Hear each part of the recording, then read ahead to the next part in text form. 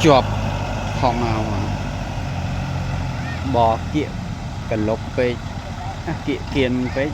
chìm rê chọp phong hà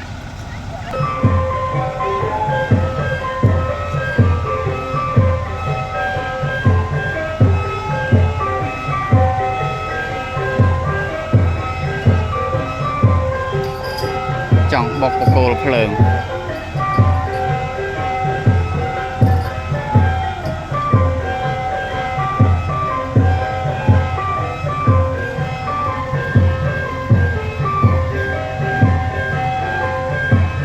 เราคงรอกระไรทำไม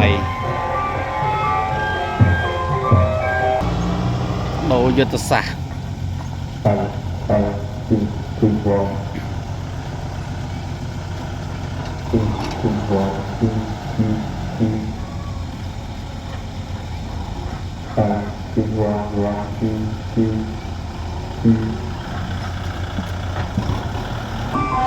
โดยยุทธศาสตร์ตัวล่างเดียน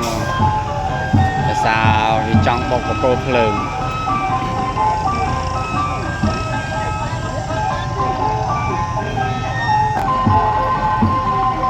โดยยุทธศาสตร์ใหม่มัน